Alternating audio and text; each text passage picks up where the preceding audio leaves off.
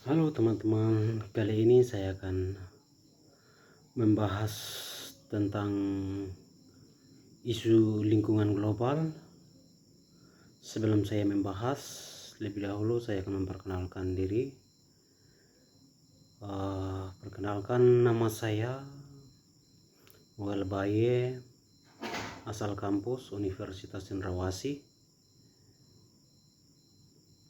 NIM saya 2023 03 10 54 068. Dan saya akan membahas di sini isu lingkungan deforestasi di Kalimantan.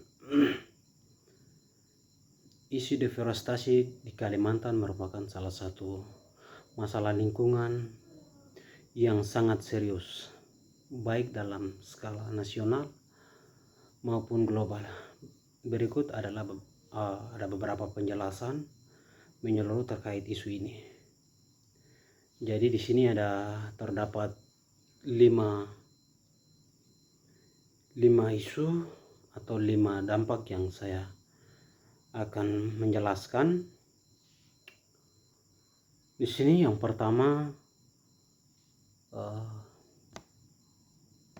pertama ada pengertian deforestasi. Deforestasi adalah proses penghilangan hutan secara permanen, biasanya untuk difungsikan menjadi lahan pertanian, perkebunan, pertambangan, atau permukiman. Yang kedua, penyebab deforestasi di Kalimantan. Yang pertama, perkebunan kelapa sawit. Kalimantan adalah salah satu pusat industri kelapa sawit terbesar di Indonesia. Terus ada juga pembukaan lahan untuk perkebunan sawit sering dilakukan dengan cara membakar hutan. Terus yang berikut ada pertambangan. Pertambangan batu bara dan emas ilegal maupun legal merambah kawasan hutan lindung. Aktivitas ini merusak ekosistem dan mencemari sungai. Terus yang berikut pembangunan infrastruktur, pembangunan jalan, jembatan, dan proyek strategis nasional seperti Food Study dan IKN. Bahkan juga ada ibu kota Nusantara juga turut menyebabkan pembukaan lahan hutan.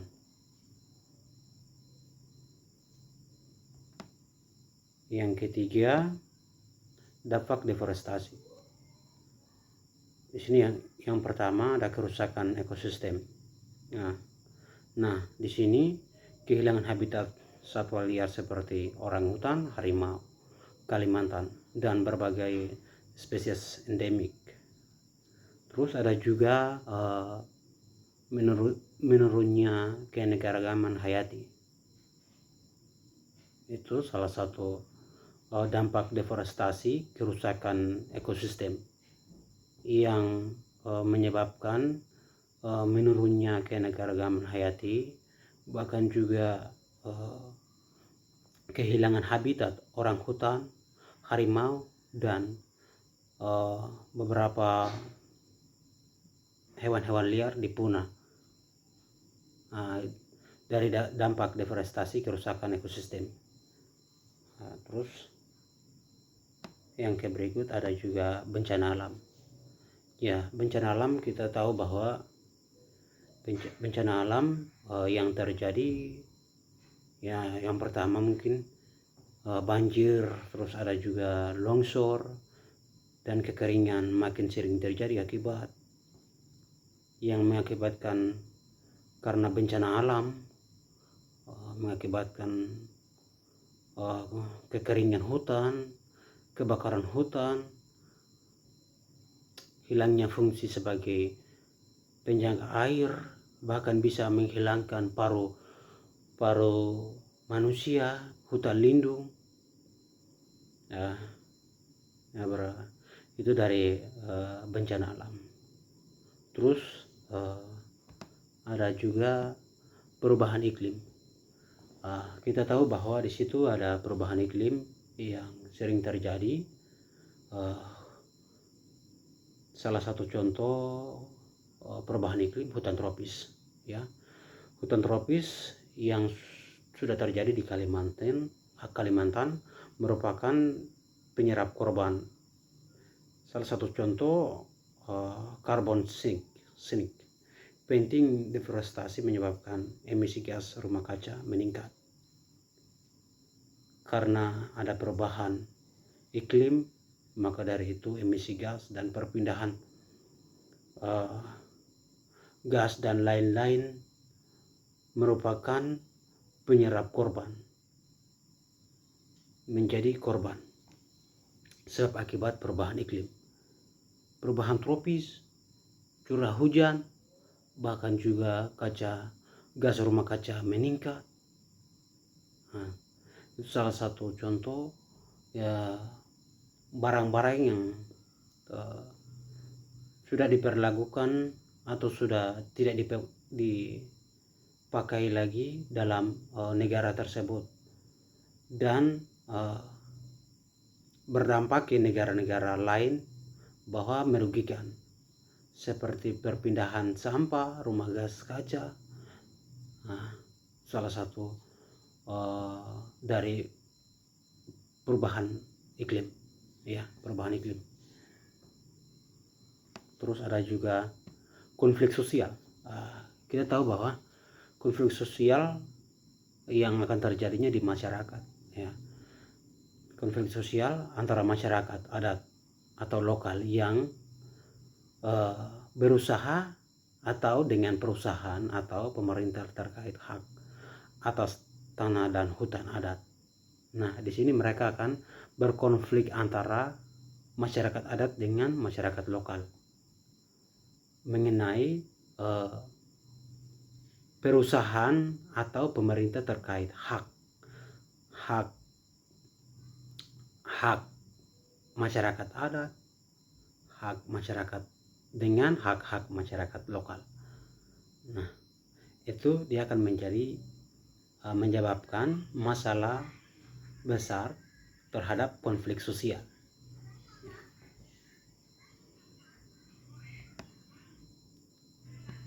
Terus yang keempat ada upaya penanggulangan, ya. Ada upaya penanggulangan. Di sini ada beberapa aspek penting. Yang pertama, moratorium hutan. Moratorium hutan adalah salah satu aspek terpenting dalam moratorium hutan. Pemerintah Indonesia sempat memperlakukan moratorium izin baru di hutan primer dan lahan gambut.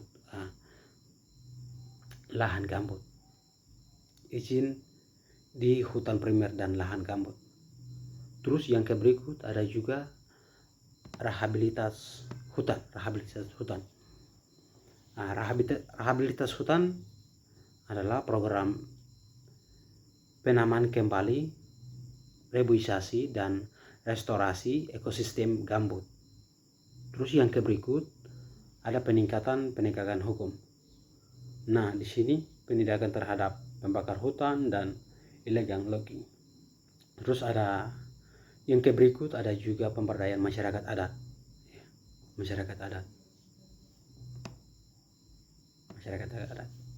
Nah, di sini ada pemberdayaan masyarakat adat mengaku bahwa dan memperkuat peran masyarakat dalam adat, ya. Adat menjaga hutan melalui skema hutan adat. Terus ada juga yang berikut sertifikasi dan perdagangan berkelanjutan. Dorongan untuk menggunakan sertifikasi seperti RSPO, Roundtable on Sustainability for All untuk kelapa sawit. Terus yang terakhir ada yang kelima, tantangan yang dihadapi dalam isu lingkungan.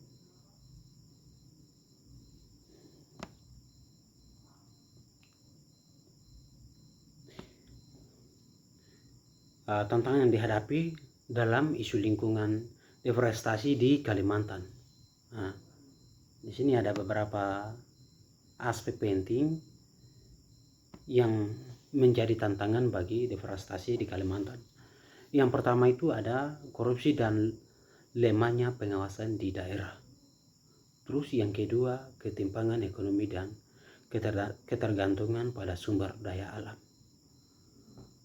Terus yang ketiga, ada kurangnya kesadaran masyarakat dan sektor swasta terhadap keberlanjutan. Terima kasih. Sekian mungkin yang menjadi kesimpulan sedikit dalam wawasan atau mindset saya. Yang menjadi kesimpulan di sini dengan pembahasan topik saya tadi, reboisasi di Kalimantan ya. Jadi tidak boleh merusak lingkungan atau menebang pohon dengan sembarangan, itu yang pertama. Terus yang kedua, tidak boleh membuang sampah sembarangan, itu yang kedua. Terus yang ketiga, jaga kesatuan persatuan satu sama yang lain.